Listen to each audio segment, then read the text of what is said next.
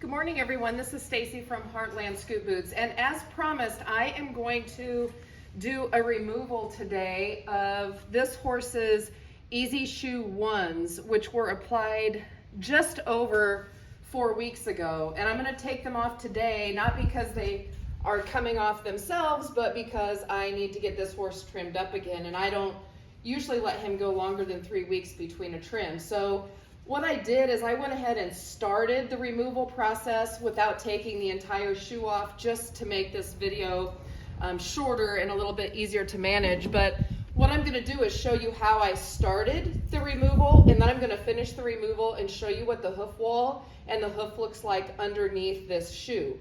So basically what I did is I started off with this long screwdriver and a rubber mallet, and I just went to the edge of the shoe and started tapping until the seal broke.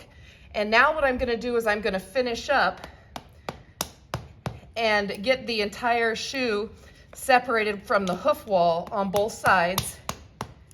And I'm doing this because I know some people were curious what the foot looks like post removal, and I wanted to make sure that you guys could see exactly what I see when this shoe comes off. And remember, these are on 4 weeks now, and they would have stayed on quite a bit longer, but this horse just needs a trim, and so I'm going to go ahead and remove them now.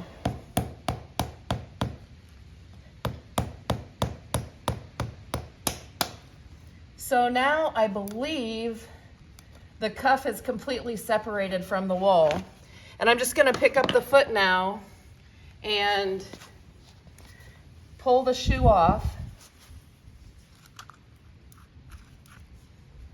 Came off nice and easy. And now what I'm going to do is show you what the foot looks like right now, right this minute, before I clean off the bottom and take a wire brush to it. So you can see I still have some dental impression material left in there, and that's blue. And then you can still see the remnants of the Artemud that I put in prior to setting this shoe. And I'm going to show you the hoof wall on the outside.